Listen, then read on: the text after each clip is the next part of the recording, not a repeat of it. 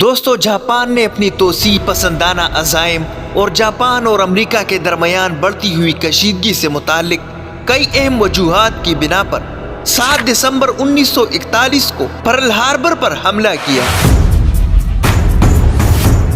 Asia میں توسیع پسندی۔ 20ویں صدی کے اوائل میں جاپان نے پورے مشرقی ایشیا اور بحر الکاہل میں اپنے اثر رسوخ اور علاقے کو بڑھانے کی کوشش کی۔ 1930 کی دہائی تک جاپان نے پہلے ہی چین پر حملہ کر دیا تھا اور وہ گریٹر ایسٹ ایشیا کو خوشحالی کا دائرہ قائم کرنے کے عزائم رکھتا تھا، جو پڑوسی ممالک پر اقتصادی اور فوجی تسلط کا خطہ تھا۔ اس مقصد کو حاصل کرنے کے لیے جاپان کو مزید وسائل کی ضرورت تھی، خاص طور پر تیل، ربڑ اور دیگر خام مال، جو اکثر مغربی طاقتوں جیسے امریکی اور یورپی نو آبادیاتی سلطنتوں کے زیر کنٹرول تھے۔ امریکی اقتصادی پابندیاں۔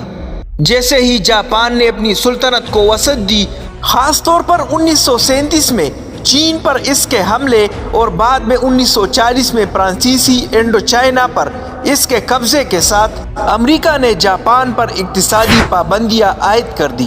ان میں تیل اور سٹیل جیسے اہم وسائل پر پابندیاں شامل تھی، جو جاپان کی فوجی اور صنعتی ترقی کے لیے ضروری تھے۔ جاپان نے ان اقدامات کو اپنی وسیع جاری رکھنے کی صلاحیت کے لیے براہ راست خطرے کے طور پر دیکھا۔ امریکی فوج کو بے اثر کرنے کی خواہش۔ 1941 تک جاپان نے تسلیم کر لیا کہ امریکہ اور طاقتور بحر الکاہل کے بحری بیڑے کے ساتھ بحر الکاہل میں جاپان کے منصوبوں کی راہ میں سب سے بڑی رکاوٹ ہے۔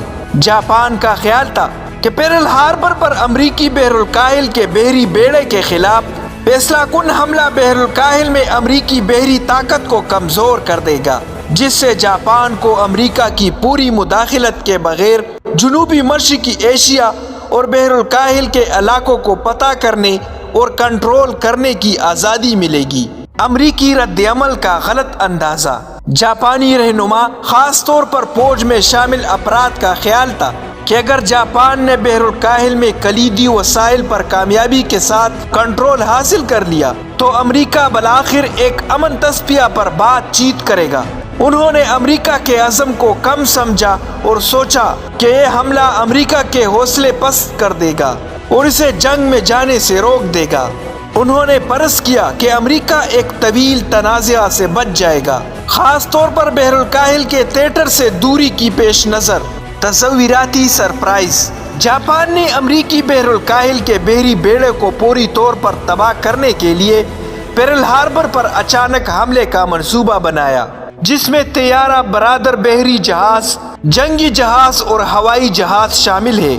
امید یہ تھی کہ یہ حملہ جاپان کو اپنی فتوحات کو محفوظ بنانے اور بحر الکاہل میں اپنے دفاع کو مضبوط بنانے کے لیے وقت خریدے گا۔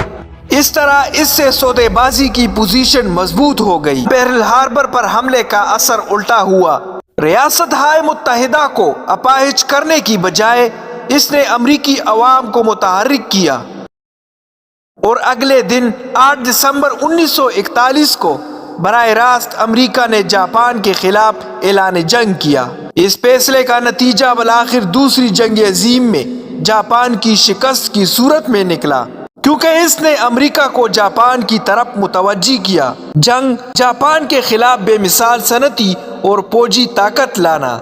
اس کا خلاصہ یہ ہوا، جاپان نے پرل ہاربر پر حملہ کیا بنیادی طور پر بحر الکاہل میں اپنی علاقائی عزائم کے لیے، امریکی فوجی خطرے کو بے اثر کرنے کے لیے، اقتصادی وسائل کی خواہش اور اس یقین سے کہ یہ ایک حیرت انگیز ہڑتال اس کی پوزیشن کو محفوظ کر لے گی، اس سے پہلے کہ امریکہ مؤثر طریقے سے جواب دے سکے۔